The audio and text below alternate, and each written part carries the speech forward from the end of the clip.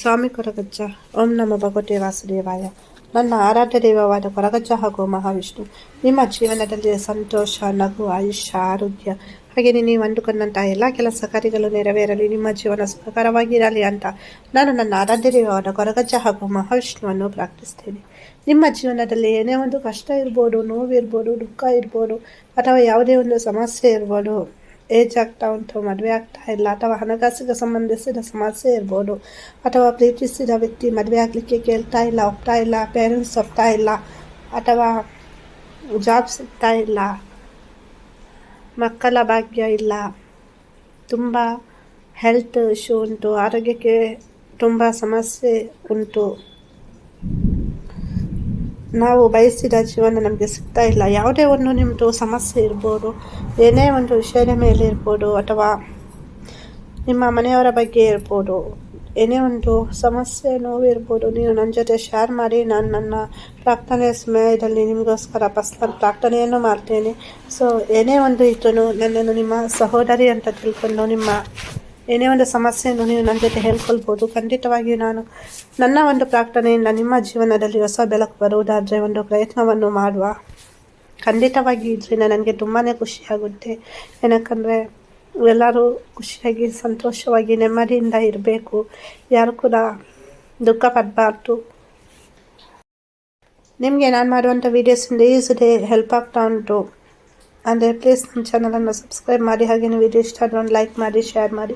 ನೀವು ಸಬ್ಸ್ಕ್ರೈಬ್ ಮಾಡೋದ್ರಿಂದ ನನಗೆ ತುಂಬಾ ಖುಷಿಯಾಗುತ್ತೆ. ನಿಮ್ಮ ಒಂದು ಪ್ರೀತಿ ಬೆಂಬಲ ನನಗೆ ದೊರೆತಂತಾಗುತ್ತೆ. ಹಾಗೆಯೇ ನಾನು ಹೊಸದಾಗಿ ವೀಡಿಯೋಸ್ ಅಪ್ಲೋಡ್ ಮಾಡಿದಾಗ ನಿಮಗೆ ಮಿಸ್ ಆಗಲ್ಲ. ಹಾಗೆಯೇ ನಿಮ್ಮ ಪರವಾಗಿ ನಾನು ಕೆಲವೊಂದು ಮಂತ್ರ ಜಪವನ್ನು ಸಹಿತ ಮಾಡಿರ್ತೇನೆ, ಕೆಲವೊಂದು ತಂತ್ರಗಳನ್ನು ಸಹಿತ ನಾನು ನಿಮಗೆ ಹೇಳಿಕೊಡ್ತೇನೆ. ಸುಮ್ಮನೆ ನಾವು ಏನೇ ಒಂದು ಪ್ರಯತ್ನವನ್ನು ಮಾಡದೇ ಇರುವುದಕ್ಕಿಂತ ನಾವು ಕೆಲವೊಂದು ಪ್ರಯತ್ನವನ್ನು ಮಾಡಿ ನಮ್ಮ ಸಮಸ್ಯೆಯನ್ನು ನಾವೇ ಪರಿಹಾರ ಮಾಡ್ಕೊಳ್ಬೋದು. ನಿಮಗೆ ಕೆಲವೊಂದು ತಂತ್ರಗಳನ್ನು ಮಾಡಲಿಕ್ಕೆ ಆಗಲಿಲ್ಲ ಅಥವಾ ಮಂತ್ರ ಜಪ ಮಾಡಲಿಕ್ಕೆ ಆಗಲಿಲ್ಲ ಅಂದರೆ ನಿಮ್ಮ ಪರವಾಗಿ ನಾನೇ ಪ್ರಾರ್ಥನೆ ಮಾಡಿಬಿಟ್ಟು ಮಂತ್ರ ಜಪವನ್ನು ಮಾಡ್ತೇನೆ. ಏನಕ್ಕೆ ಅಂದರೆ ಇವಾಗ ಸಮಸ್ಯೆ ಅಂತ ಲೈಫನ್ನು ಸ್ಪಾಯ್ಲ್ ಮಾಡ್ಕೊಳ್ಳುವವರೇ ಜಾಸ್ತಿ. ಸೊ ಸ್ವಲ್ಪ ಕೂಡ ಈಗಿನ ಜನ್ರೇಷನ್ನಲ್ಲಿ ಜಾಸ್ತಿ ಅಂದರೆ ಇವಾಗ ತಾಳ್ಮೆ ಇಲ್ಲ, ಪೇಷನ್ಸ್ ಇಲ್ಲ, ಮತ್ತು ಅಂದರೆ ಅರ್ಜೆನ್ಸಿಯಲ್ಲಿರ್ತಾರೆ ಎಲ್ಲರೂ. ಮತ್ತು ಒಂದು ಸಣ್ಣ ಪುಟ್ಟ ವಿಷಯಕ್ಕೂ ಮನಸ್ತಾಪಗಳಾದರೆ ಲೈಫನ್ನೇ ಎಂಡ್ ಮಾಡ್ಕೊಳ್ತಾರೆ. ಇನ್ನೇನು ನನಗೆ ಜೀವನವೇ ಇಲ್ಲ, ಮುಗ್ದೋಯ್ತು ಅಂತ. ಆ ಥರ ತುಂಬ ಸ್ಟ್ರಾಂಗ್ ಆಗಿರುವಂತಹ ಮೈಂಡ್ಸೆಟ್ ಇತ್ತೀಚಿನ ಜನ್ರೇಷನಲ್ಲಿ ತುಂಬ ಕಡಿಮೆ. ಅಂದರೆ ಇವಾಗ 1-2 ಮಗು ಅಷ್ಟು ತುಂಬ ಮುದ್ದಾಗಿ ಮಕ್ಕಳನ್ನು ಸಾಕಿರ್ತಾರೆ. ಸೊ ಅದೇ ರೀತಿ ಬೆಳೆದ ನಂತರ ಅವ್ರಿಗೆ ಯಾವುದೇ ಒಂದು ವಿಷಯವನ್ನು ತಡ್ಕೊಳ್ಳುವಂತಹ ಕೆಪಾಸಿಟಿ ಇರಲ್ಲ. ಏನೇ ಒಂದು ದುಃಖ ಇರ್ಬೋದು, ಜಸ್ಟ್ ಒಂದು ಸಣ್ಣ ಬ್ರೇಕಪ್ ಕೂಡ ದೊಡ್ಡ ಸಮಸ್ಯೆಯನ್ನು ತರುತ್ತೆ. ಸ್ಟ್ರೆಸ್ ಆಗಿರ್ಬೋದು ಅಥವಾ ಮೆಂಟಲಿ ಸ್ಟ್ರೆಸ್ ಇರ್ಬೋದು, ತುಂಬ ಅಂದರೆ ಎಮೋಷ್ನಲ್ ಆಗಿ ತುಂಬ ಲೈಫನ್ನೇ ಸ್ಪಾಯ್ಲ್ ಮಾಡ್ಕೊಳ್ತಾರೆ. ಸೊ ಹಾಗಾಗಿ ಏನೇ ಒಂದು ಸಮಸ್ಯೆ ಇದ್ರೂ ನಾವು ಸ್ಟ್ರಾಂಗ್ ಆಗಿರಬೇಕು. ಹೆಣ್ಮಕ್ಳು ಇರ್ಬೋದು, ಗಂಡ್ಮಕ್ಳು ಇರ್ಬೋದು. ಹೆಣ್ಮಕ್ಳು ಕಣ್ಣೀರು ಹಾಕ್ತಾರೆ, ಗಂಡ್ಮಕ್ಳು ಕಣ್ಣೀರು ಹಾಕಲ್ಲ ಅಂತ ಅಲ್ಲ. ಸೊ ಅವ್ರಿಗೆ ಕೂಡ ನೋವಿರುತ್ತೆ, ತುಂಬ ಪೇನ್ ಮಾಡ್ಕೊಳ್ತಾರೆ. ಅವರು ಕೂಡ ಲೈಫಲ್ಲಿ ಸ್ಟ್ರಾಂಗ್ ಆಗಿರಲಿಕ್ಕೆ ಕಲಿಬೇಕು. ಏನೇ ಒಂದು ಸಿಚುವೇಶನ್ ಬರಲಿ, ಎಂಥದ್ದೇ ಒಂದು ಸಮಸ್ಯೆ ಬರಲಿ, ಸೊ ಅದನ್ನು ನಾವು ನಮ್ಮ ಮಕ್ಕಳಿಗೆ ಚಿಕ್ಕ ಏಜಿನಿಂದಲೇ ಹೇಳ್ಕೊಡ್ಲಿಕ್ಕೆ ನಾವು ಪ್ರಯತ್ನ ಮಾಡಿದರೆ ಅವ್ರ ಲೈಫಲ್ಲಿ ಏನೇ ಒಂದು ದೊಡ್ಡ ಸಮಸ್ಯೆ ಬಂದರೂ ಸೊ ತುಂಬ ಸ್ಟ್ರಾಂಗಾಗಿ ಎದುರಿಸ್ತಾರೆ. ಯಾರು ಇರಲಿ, ಯಾರು ಇಲ್ಲದೇ ಇರಲಿ, ಸೊ ಅವರ ಲೈಫನ್ನು ಅವರೇ ನಿಭಾಯಿಸ್ಕೊಂಡು ಹೋಗ್ತಾರೆ. ಸೊ ಆ ಥರ ಮೈಂಡ್ಸೆಟ್ಟನ್ನು ನಾವು ಮಕ್ಕಳಿಗೆ ಬೆಳೆಸಬೇಕಾಗುತ್ತೆ. ಹಾಗೆಯೇ ಅದು ಒಂದು ಪ್ರಯತ್ನವನ್ನು ಮಾಡಬೇಕು ಎಲ್ಲರೂ. ಏನಕ್ಕಂದರೆ ಇವಾಗ ತುಂಬ ಮುದ್ದಾಗಿ ಮಕ್ಕಳನ್ನು ಸಾಕಿ ಅವರಿಗೆ ಲೈಫಲ್ಲಿ ಏನೇ ಒಂದು ಸಮಸ್ಯೆ ಬಂದರೂ ಅವರಿಗೆ ಹ್ಯಾಂಡಲ್ ಮಾಡಲಿಕ್ಕೆ ಆಗಲ್ಲ. ಸೊ ಮುದ್ದಾಗಿ ಮಕ್ಕಳನ್ನು ಸಾಕಬಾರ್ದಂತ ಹೇಳಲ್ಲ. ಸೊ ಎಲ್ಲವನ್ನು ಅವರಿಗೆ ಅಂದರೆ ಯಾವುದೇ ಒಂದು ಸಿಚುವೇಶನ್, ಬ್ಯಾಡ್ ಸಿಚುವೇಶನ್ ಇರ್ಬೋದು, ಮನಸ್ಸಿಗೆ ತುಂಬ ನೋವು ಉಂಟು ಮಾಡುವಂಥ ಸಿಚುವೇಶನ್ ಇರ್ಬೋದು, ಯಾವುದೇ ಒಂದು ಸಿಚುವೇಶನನ್ನು ನಾವು ಧೈರ್ಯವಾಗಿ ಎದುರಿಸುವಂತಹ ಶಕ್ತಿಯನ್ನು ಮಕ್ಕಳಿಗೆ ತುಂಬಬೇಕು. ಹಾಗೆಯೇ ನೀವು ಕೂಡ ಬೆಳೆಸ್ಕೊಳ್ಬೇಕು. ಏನಕ್ಕಂದರೆ ಇವತ್ತು ನೀವು ವಿಡಿಯೋ ನೋಡ್ತಾ ಇರುವರು ಆಲ್ಮೋಸ್ಟ್ ಅನ್ಮ್ಯಾರಿಡ್ ಆಗಿರ್ತೀರ. ಸೊ ನಾಳೆ ನೀವು ಮ್ಯಾರೇಜ್ ಆದ ನಂತರ ನಿಮ್ಮ ಇಷ್ಟಪಟ್ಟವರನ್ನು ಸೊ ನೀವು ಒಂದು ರೀತಿಯಲ್ಲಿ ಮಕ್ಕಳಿಗೆ ಸಪೋರ್ಟಿವ್ ಆಗಿರಬೇಕು, ಅವರಿಗೆ ಧೈರ್ಯ ತುಂಬಬೇಕು. ಸೊ ನಿಮ್ಮ ಲೈಫಲ್ಲಿ ನೀವು ಕಣ್ಣೀರು ಹಾಕಿದಾಗೆ ಕೆಲವೊಂದು ಆಲ್ಮೋಸ್ಟ್ ನನಗೆ ಕಮೆಂಟಲ್ಲಿ ಬರುವಾಗ ತುಂಬ ನನಗೆ ಬೇಸರ ಆಗುತ್ತೆ. ಸೊ ಲೈಫ್ ಇನ್ನೇನು ಸ್ಮೈಲ್ ಆಯಿತು, ಇಲ್ಲ ನನಗೆ ನನ್ನ ಲೈಫನ್ನು ಎಂಡ್ ಮಾಡ್ಕೊಳ್ತೇನೆ. ಸೊ ಏನೇ ಒಂದು ಸಮಸ್ಯೆ ಬಂದರೂ ಧೈರ್ಯವಾಗಿರಬೇಕು. ಸಮಸ್ಯೆಗಳಿಗೆ ನಾವು ಹೆದರಿಕೊಂಡು ಜೀವನ ಮಾಡೋದಲ್ಲ, ಅಥವಾ ಸಮಸ್ಯೆ ಉಂಟಂತ ಹೇಳಿಬಿಟ್ಟು ನಾವು ಅಲ್ಲಿಂದ ಹೋಗುವುದು ಅಲ್ಲ. ನಮಗೆ ನಾವೇ ಧೈರ್ಯವನ್ನು ತುಂಬಬೇಕಾಗುತ್ತೆ. ಹಾಗೇನೆ ನಮ್ಮವರಿಗೇನು ಇವತ್ತು ನಿಮ್ಮ ವ್ಯಕ್ತಿ, ಅದು ನಿಮ್ಮ ಹುಡುಗ ಇರ್ಬೋದು, ಹುಡುಗಿ ಇರ್ಬೋದು, ಫ್ರೆಂಡ್ ಇರ್ಬೋದು, ಲವರ್ ಇರ್ಬೋದು, ನಿಮ್ಮ ಬಗ್ಗೆ ಏನು ತಿಳ್ಕೊಳ್ತಾ ಇದ್ದಾರೆ, ಅಂದರೆ ಏನು ಅಂದ್ಕೊಳ್ತಾ ಇದ್ದಾರೆ ಅವರು ಮನಸ್ಸಿನಲ್ಲಿ, ಅವ್ರ ಮನಸ್ಸಿನಲ್ಲಿ ನಿಮ್ಮ ಬಗ್ಗೆ ಏನು ಆಲೋಚನೆ ಉಂಟು ಅನ್ನೋದನ್ನು ನೋಡುವ. ಸೊ ಅದು ನಿಮ್ಮ ಪ್ರೀತಿಯ ಬಗ್ಗೆ ಇರ್ಬೋದು, ನಿಮ್ಮ ರಿಲೇಷನ್ಶಿಪ್ ಬಗ್ಗೆ ಇರ್ಬೋದು, ಅಥವಾ ನಿಮ್ಮ ಬಗ್ಗೆ ಅವರಿಗೆ ಏನು ನಿರ್ಧಾರ ಉಂಟು, ಮುಂದೆ ಏನು ಕನಸುಗಳುಂಟು ನಿಮ್ಮಿಬ್ಬರ ಜೀವನದ ಬಗ್ಗೆ ಅನ್ನೋದನ್ನು ನೋಡುವ. ಪ್ರಾರ್ಥನೆಯನ್ನು ಮಾಡಿ ನಿಮ್ಮ ವ್ಯಕ್ತಿಯನ್ನು ನೆನಪು ಮಾಡಿಕೊಂಡು ನಿಮ್ಮ ಇಷ್ಟ ದೇವರನ್ನು ಪ್ರಾರ್ಥನೆಯನ್ನು ಮಾಡಿಕೊಳ್ಳಿ. ನಾನು ನನ್ನ ಆರಾಧ್ಯ ದೇವ ಕೊರಗಜ್ಜ ಹಾಗೂ ಮಹಾವಿಷ್ಣುವನ್ನು ಪ್ರಾರ್ಥನೆ ಮಾಡಿಬಿಟ್ಟು, ಹಾಗೆಯೇ ಮಹಾದೇವರನ್ನು ಕೂಡ ಪ್ರಾರ್ಥನೆ ಮಾಡ್ತೇನೆ, ಹಾಗೆಯೇ ಮಹಾಕಾಲಿಯನ್ನು ಕೂಡ ಪ್ರಾರ್ಥನೆ ಮಾಡಿಬಿಟ್ಟು ನಾನು ರೀಡಿಂಗ್ ಸ್ಟಾರ್ಟ್ ಮಾಡೋದು. ನೋಡಿ, ನಿಮ್ಮ ಮನಸ್ಸಿನಲ್ಲಿರುವಂಥ ವ್ಯಕ್ತಿಯನ್ನು ನೆನಪು ಮಾಡ್ಕೊಳ್ಳಿ, ಪ್ರಾರ್ಥನೆಯನ್ನು ಮಾಡ್ಕೊಳ್ಳಿ. ಇಲ್ಲಿ ನಿಮ್ಮ ವ್ಯಕ್ತಿ ನಿಮ್ಮ ಜೊತೆ ಇರ್ಬೋದು, ಅಥವಾ ನೋ ಕಾಂಟ್ಯಾಕ್ಟ್ ಸಿಚುವೇಶನಲ್ಲಿ ಇರ್ಬೋದು, ಸಂಬಂಧದಲ್ಲಿ ಬಿರುಕುಗಳಿರ್ಬೋದು. ಇಲ್ಲಿ ನಿಮ್ಮ ವ್ಯಕ್ತಿಯಿಂದ ನಿಮಗೆ ತುಂಬ ಮನಸ್ಸಿಗೆ ನೋವಾಗಿರ್ಬೋದು. ಕೆಲವೊಂದು ಸಲ ನೋವು ವಿಪರೀತವಾಗಿರ್ಬೋದು, ಲೈಫೇ ಸಾಕನ್ನೋ ಥರ. ಕೆಲವನ್ನು ನೋಡಿ ಒಬ್ಬ ವ್ಯಕ್ತಿ ಎರಡು ಏಟನ್ನು ಓದಿದ್ರೂ ಸಹಿಸ್ಕೊಳ್ಬೋದು, ಬಟ್ ಮನಸ್ಸಿಗೆ ನೋವಾಗೋ ಥರ, ಅದು ಕೂಡ ನಾವು ಇಷ್ಟಪಟ್ಟವರು ಮನಸ್ಸಿಗೆ ನೋವಾಗೋ ಥರ ಮಾತನಾಡಿದರೆ ಎದುರಿನವರು ಹೇಗೆ ಸಹಿಸ್ಕೊಳ್ಬೇಕು ಅಲ್ವಾ? ಸೊ ಅದೇ ನಿಮ್ಮ ಸಿಚುವೇಶನ್, ಹೌದಲ್ವಾ ಹೇಳಿ? ನಿಮ್ಮ ವ್ಯಕ್ತಿ ನಿಮಗೆ ತುಂಬ ಮನಸ್ಸಿಗೆ ನೋವು ಕೊಟ್ಟಿದ್ದಾರೆ. ಅಂದರೆ ಪ್ರೀತಿಯಲ್ಲಿ ಕೆಲವೊಂದು ಸಲ ಕೆಲವೊಂದು ಮಾತುಗಳು ಎದುರಿನವರಿಗೆ ಪದೇ ಪದೇ ನೆನಪಾಗ್ತಾ ಇರುತ್ತೆ. ಆ ವ್ಯಕ್ತಿ ನನಗೆ ಈ ಥರ ನೋವು ಕೊಟ್ಟಿದ್ದಾರೆ, ಆದ್ರೂ ನಾನು ಆ ವ್ಯಕ್ತಿಯನ್ನು ಬಯಸ್ತಾ ಇದ್ದೇನೆ ಅಂತ. ಇವಾಗ ಕೆಲವೊಂದು ವಿಷಯಗಳು ಹೇಗೆ ಅಂದರೆ, ನೀವು ತುಂಬ ಆಸೆ ಕನಸುಗಳನ್ನು ಕಂಡಿರ್ತೀರ, ಬಟ್ ಆ ವ್ಯಕ್ತಿ ಆ ಕನಸುಗಳನ್ನೆಲ್ಲ ಚೂರು ಮಾಡಿರ್ತಾರೆ. ನಿಮ್ಮ ವ್ಯಕ್ತಿ ಕೂಡ ಇದನ್ನೇ ಮಾಡಿದ್ದಾರೆ ನಿಮ್ಮ ಲೈಫಲ್ಲಿ. ಮನಸ್ಸಿಗೆ ತುಂಬ ನೋವು ಕೊಟ್ಟಿದ್ದಾರೆ.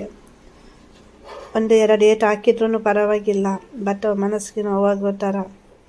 ಅಂದರೆ ನೀವೇನು ಆಸೆಯನ್ನು ಕಟ್ಕೊಂಡಿದ್ರ ಜೀವನದಲ್ಲಿ, ಕನಸನ್ನು ಕಾಣ್ತಾ ಇದ್ರ, ಸೊ ಅದನ್ನೆಲ್ಲ ಒಮ್ಮೆಲೆ ಬಿರುಗಾಳಿ ಬಂದು ಹೋಗುವ ಥರ ಮಾಡಿದ್ದಾರೆ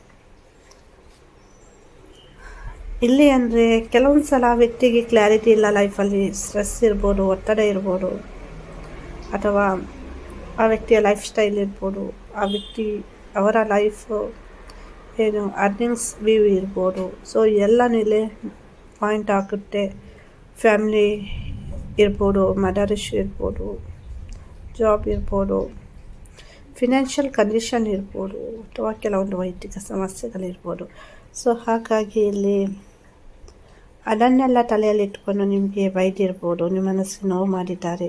ಸೊ ಅದರ ಬಗ್ಗೆ ಅವರಿಗೆ ತುಂಬ ಅಂದರೆ ಒಂದು ಏನಕ್ಕೆ ನಾನು ಈ ಥರ ಮಾತನಾಡಿದೆ ಅಂತ ಆ ವ್ಯಕ್ತಿ ಅಂದ್ಕೊಳ್ತಾರೆ. ಇಲ್ಲಿ ರೀಕನೆಕ್ಟ್ಗೋಸ್ಕರ ಅಂದರೆ ರೀಯೂನಿಯನ್ಗೋಸ್ಕರ ವ್ಯಕ್ತಿ ಎದುರು ನೋಡ್ತಾ ಇದ್ದಾರೆ. ಒಂದು ಚಾನ್ಸ್ ಕೊಡಿ, ಎಲ್ಲವನ್ನು ನಾನು ಸರಿ ಮಾಡ್ತೇನೆ ಅನ್ನುವ ಮನಸ್ಸುಂಟವರಿಗೆ ಯಾವುದನ್ನು ಕೂಡ ಮನಸ್ಸು ಬಿಚ್ಚಿ ಹೇಳ್ತಾ ಇಲ್ಲ. ಇಲ್ಲಿ ನಿಮ್ಮಿಬ್ಬರ ಭೇಟಿ ಆಗಬೇಕು, ಒಂದು ಮನಸ್ಸು ಬಿಚ್ಚಿ ಮಾತುಕತೆ ಆಗಬೇಕು, ಕ್ಲಿಯರ್ ಆಗಿ, ಒಂದು ಕ್ಲಾರಿಟಿಯಾಗಿ ರಿಲೇಷನ್ಶಿಪ್ಪಲ್ಲಿ ಒಂದು ಸ್ಟ್ರಾಂಗ್ ಡಿಸಿಷನ್ಗೆ ಬರಬೇಕು ನೀವಿಬ್ಬರು. ಇಲ್ಲಿ ನೀವು ಸಪರೇಷನಲ್ಲಿ ಇದ್ದರೂ ಕೂಡ ಅವರು ನಿಮ್ಮನ್ನು ಸೀಕ್ರೆಟಾಗಿ ವಾಚ್ ಮಾಡ್ತಾ ಇರ್ತಾರೆ, ಅದು ನಿಮಗೆ ಗೊತ್ತಿಲ್ಲ. ಇಲ್ಲಿ ಸ್ವಲ್ಪ ಕಾಲ್ ಮಾಡಿ ನೀವು, ಅವ್ರು ಮಾಡಿಲ್ಲ ಅಂದ್ರೂ. ಸೊ ಅವರಿಗೆ ಸ್ವಲ್ಪ ಇಲ್ಲಿ ಇದು ಅಂದರೆ ಏನೋ ಒಂದು ನಾನು ತಪ್ಪು ಮಾಡಿಬಿಟ್ಟೆ, ನಾನು ನೋವು ಕೊಟ್ಬಿಟ್ಟೆ, ಸೊ ನಾನು ಹೇಗೆ ಕಾಲಲ್ಲಿ ಮಾತನಾಡೋದು, ಹೇಗೆ ಕಾಲ್ ಮಾಡೋದು, ಸೊ ಅನ್ನೋ ಒಂದು ಗಿಲ್ಟಿ ಫೀಲಿಂಗ್ ಉಂಟು. ಪ್ರೀತಿಯಲ್ಲಿ ಈಗೋ ಬೇಡ ಅಂತ ಹೇಳ್ತೇನೆ. ಸೊ ಅವರೇ ಮಾಡಲಿ, ನಾನು ಯಾಕೆ ಮಾಡಬೇಕು, ಅವರೆಲ್ಲ ನನ್ನ ಮನಸ್ಸಿಗೆ ನೋವು ಮಾಡಿದ್ದಾರೆ ಅಂತ. ಆ ಥರ ಮನಸ್ಥಿತಿ ಬೇಡ. ಇಲ್ಲಿ ಎಲ್ಲ ಒಂದು ಕಡೆ ಆ ವ್ಯಕ್ತಿಗೆ ನೀವು ಅವರಿಗೆ ಚೀಟಿಂಗ್ ಮಾಡ್ತೀರಾ ಅನ್ನುವ ಭಯ ಕೂಡ ಉಂಟು. ಭಯ ಇರಬೇಕು, ಬಟ್ ಅತಿಯಾಗಿ ಒಂದು ಡೌಟ್ ಅನ್ನೋದು ಏನಿಲ್ಲ ಇಲ್ಲಿ, ಬಟ್ ಜಸ್ಟ್ ಫಿಯರ್. ಅಂದರೆ ಒಮ್ಮೆ ಇದ್ದ ಥರ ಆ ವ್ಯಕ್ತಿ ಇರಲ್ಲ. ಅಂದರೆ ತುಂಬ ನೋವುಂಟು ಆ ವ್ಯಕ್ತಿಯ ಲೈಫಲ್ಲಿ ಕೂಡ. ಇಲ್ಲಿ ನಿಮ್ಮ ವ್ಯಕ್ತಿ ತುಂಬ ಪ್ರಶಸ್ತಿಯಾಗಿದ್ದಾರೆ, ನೀವು ಅವರಿಗೆ ಮಾತ್ರ ಸ್ವಂತ ಅನ್ನುವ ಥರ ತುಂಬ ಇಷ್ಟಪಡ್ತಾರೆ. ಏನೇ ಒಂದು ನೋವು ಕೊಟ್ಟಿರ್ಬೋದು ನಿಮಗೆ.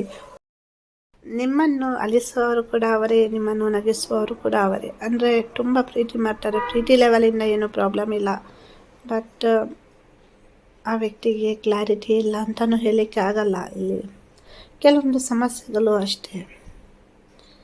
ಇಲ್ಲಿ ನಿಮ್ಮನ್ನು ಯಾವತ್ತವರು ಬಿಟ್ಕೊಡಲ್ಲ, ಬಿಟ್ಕೊಡುವ ಮಾತೇ ಇಲ್ಲ ಅವರ ಲೈಫಲ್ಲಿ. ಅದು ನಿಮ್ಗೂ ಗೊತ್ತುಂಟು, ಅವರಿಗೂ ಗೊತ್ತುಂಟು. ನೋಡಿ, ಇದು ಒಂದು ರೋಸ್ ಕ್ರಾಸ್ ಅನ್ನೋ ಬ್ರಾಸ್ಲೆಟ್ ಸಿಗುತ್ತೆ.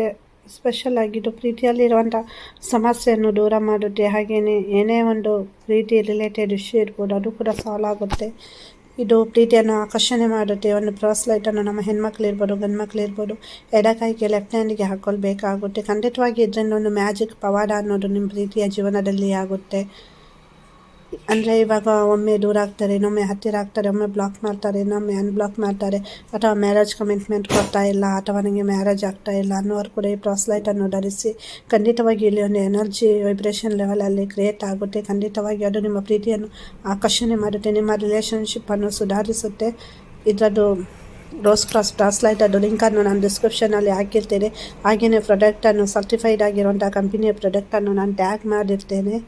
ಮುಂಚೆ ಇದು ಸಿಗ್ತಾ ಇರಲಿಲ್ಲ, ಸೊ ನನ್ನ ಕ್ಲೈಂಟಿಗೆ ಎಲ್ಲ ಈ ಪರ್ಚೇಸ್ ಮಾಡಿ ಕೊಡ್ತಾ ಇದೆ, ಬಟ್ ಇವಾಗ ಆನ್ಲೈನಲ್ಲಿ ಸಿಗುತ್ತೆ. ಖಂಡಿತವಾಗಿ ಹಾಕ್ಕೊಳ್ಳಿ. ಖಂಡಿತವಾಗಿ ಇದರಿಂದ ನಿಮ್ಮ ಪ್ರೀತಿ ಆಕರ್ಷಣೆಯಾಗುತ್ತೆ. ಕೆಲವರು ಹೇಳ್ತಾ ಇದ್ದೀರಾ ರೋಸ್ ಕ್ರಾಸ್ ಬ್ರಾಸ್ಲೈಟ್ ಹಾಕಿದ್ದೇನೆ, ಬಟ್ ಏನು ನನಗೆ ಅಷ್ಟು ಗೊತ್ತಾಗ್ತಾ ಇಲ್ಲ ಅಂತ. ಬಟ್ ವೈಬ್ರೇಷನ್ ಲೆವೆಲಿಂದ ಅದು ವರ್ಕ್ ಮಾಡ್ತಾ ಇರುತ್ತೆ. ನಿಮ್ಮ ಪ್ರೀತಿಯನ್ನು ಮರಳಿ ಪಡೆಯೋದಕ್ಕೆ ಏನಾದರೂ ಒಂದು ಚೇಂಜಸ್ ಅನ್ನೋದು ಆಗೇ ಆಗುತ್ತೆ. ಅಲ್ಲಿ ಕೆಲವು ಒಂದು ಅಡೆತಡೆಗಳಿರುವಾಗ ಇಟ್ ಮೇ ಟೇಕ್ಸ್ ಸ್ವಲ್ಪ ಜಾಸ್ತಿ ಟೈಮ್ ತಗೊಳ್ತೆ. ಇಲ್ಲಾಂದರೆ ಒಂದು ನಿಮಗೆ ಫಸ್ಟ್ ಡೇಯಿಂದಲೇ ರಿಸಲ್ಟ್ ಸಿಗುತ್ತೆ. 48 ಡೇಸ್, 18 ಡೇಸ್, 21 ಡೇಸ್ ಅಂತ ಕನ್ಸಿಡರ್ ಮಾಡ್ಬೋದು. ಸ್ವಲ್ಪ ಜಾಸ್ತಿ ಸಮಸ್ಯೆ ಇದ್ದಾಗ ಮಾತ್ರ ಆಗಿದೆ, ವಶೀಕರಣ ಆಗಿದೆ, ಸಂಭಾವನ ಆಗಿದೆ, ಅಲ್ಲಿ ಏನೋ ಒಂದು ಥರ್ಡ್ ಪಾರ್ಟಿ ಸಿಚುವೇಶನ್ ಉಂಟು ಅನ್ನುವಾಗ ಮಾತ್ರ ಅದು ಸ್ವಲ್ಪ ಜಾಸ್ತಿ ಟೈಮ್ ತಗೊಳ್ಳುತ್ತೆ. It may takes 3 months. So ಹಾಗಾಗಿ ಎಲ್ಲನೂ ಕ್ಲಿಯರ್ ಆಗುತ್ತೆ. ಈ ಒಂದು ರೋಸ್ ಬ್ರಾಸ್ಲೈಟನ್ನು ಧರಿಸಿ ನೋಡಿ. ಖಂಡಿತವಾಗಿ ಇದು ನಿಮ್ಮ ಎಲ್ಲ ಸಮಸ್ಯೆಯನ್ನು ಕೂಡ ಸಾಲ್ವ್ ಮಾಡುತ್ತೆ. ನಿಮ್ಮ ಪ್ರೀತಿಯ ರಿಲೇಷನ್ಶಿಪ್ಪಲ್ಲಿ ನಿಮ್ಮ ಜೀವನದಲ್ಲಿ ಏನೇ ಒಂದು ಸಮಸ್ಯೆ ಇರ್ಬೋದು, ನೋವು ಇರ್ಬೋದು, ನೀವು ನನ್ನ ಜೊತೆ ಹೇಳಿ. ಹಾಗೆಯೇ ಯಾವುದಕ್ಕೂ ದುಃಖ ಪಡಬೇಡಿ, ಕಣ್ಣೀರು ಹಾಕಬೇಡಿ, ಧೈರ್ಯವಾಗಿರಿ. ವಿಡಿಯೋ ಇಷ್ಟ ಅದನ್ನು ಲೈಕ್ ಮಾಡಿ. ಹಾಗೆಯೇ ವಿಡಿಯೋ ನೋಡಿದ್ದಕ್ಕಾಗಿ ಧನ್ಯವಾದಗಳು. ಯಾರಾದರೂ ಸಬ್ಸ್ಕ್ರೈಬ್ ಮಾಡಿಲ್ಲ ಅಂದರೆ ಸಬ್ಸ್ಕ್ರೈಬ್ ಮಾಡಿ. ಎಲ್ಲರಿಗೂ ಒಳ್ಳೆಯದಾಗಲಿ, ಎಲ್ಲರೂ ಖುಷಿಯಾಗಿರಿ.